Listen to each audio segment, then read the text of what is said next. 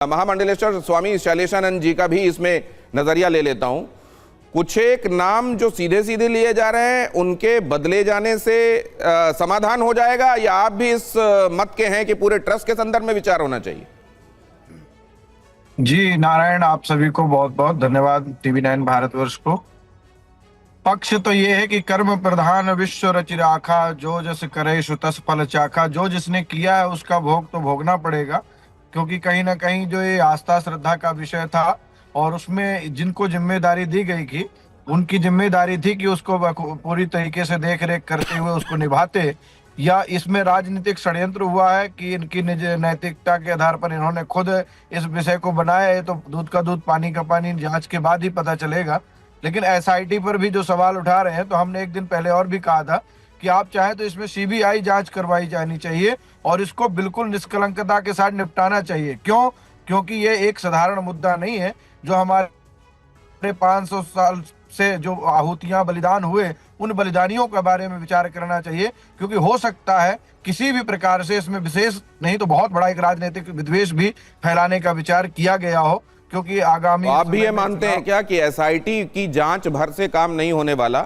वो जो ज्यादा क्रेडिबल एजेंसी मानी जाती है CBI, उसकी जांच होनी चाहिए। जी जी बिल्कुल नहीं, ऐसा नहीं है। हमें पूर्ण विश्वास है, माननीय हमारे आदरणीय योगी जी जो है तो बहुत अच्छी तरीके से SIT की जांच करवाएंगे। और वो जब अपने माता पिता को छोड़ करके संन्यास लेकर के अपने जीवन को आहूत कर दिया है, तो वह किसी एक व्यक्ति या दो व्यक्ति के बचाने के लिए किसी भी प्रकार का ऐसा कार्य नहीं करेंगे।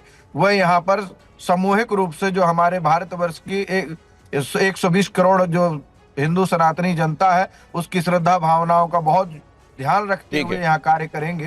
ठीक है। आप लेकिन साथ में ये भी कह रहे हैं कि CBI तक की जांच होनी चाहिए, मतलब ये तो हो ही जाए, लेकिन इसके अलावा भी CBI जांच भी होनी चाहिए। आप ये कह रहे हैं कि हर वो संभव कोशिश कर लेनी चाहिए कि किसी राम भक्त के हृदय में कहीं किसी तरह के संशय की लेश मात्र गुंजाइश न रह जाए, आप ये कहना चाह रहे हैं। मैं जरा इसको अवनीजेश जी के पास एक बार फिर से लेकर जाना चाहता हूं। अवनीजेश जी, जो बात कही जा रही है, अब जैसे योगी जी के संदर्भ में क्रेडिबिलिटी की बात कही गई, वही तो चंपत राय जी के बारे में कही जाती है कि 2 जोड़ी कपड़े होते हैं, रामदाना की खिचड़ी खाते हैं, 1.5-2 रोटी मुश्किल से खाते हैं दिन भर में, अपने लिए कुछ जोड़ा नहीं है उन्होंने, और उनके ऊपर ये सवाल उठ रहे हैं।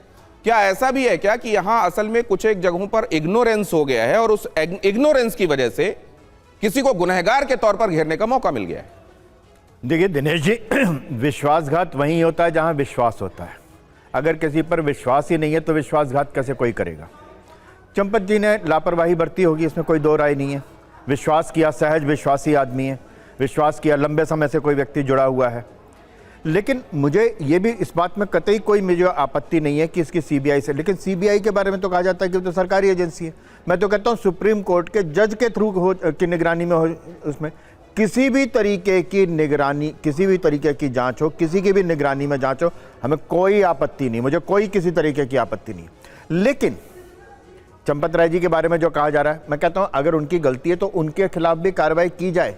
लेकिन ये जो जिस तरीके से बयान आ रहे हैं, उन बयानों मैं इसलिए दिनेश जी कह रहा हूं कि जो व्यक्ति कहता हो कि रामलला ने अनऑथराइज्ड ऑक्यूपेंट, अवैध अतिक्रमण कर रखा है मस्जिद पर, संसद में कहा गया हो, ठीक है, उसकी बात सर्वोच्च। ठीक है, इनका ट्रैक रिकॉर्ड ऐसा रहा है। अवनीजेश जी ये कह रहे हैं कि इनकी चिंता राजनीति से प्रेरित इसलिए लगती है कि अगर ये इतने ही बड़े चिंता करने वाले होते राम जन्मभूमि के और वहां मंदिर बनने के संदर्भ में, तो वो बातें जो पहले इनके नेताओं की तरफ से बड़े मंचों से कही गई थी, वो क्यों कही गई थी?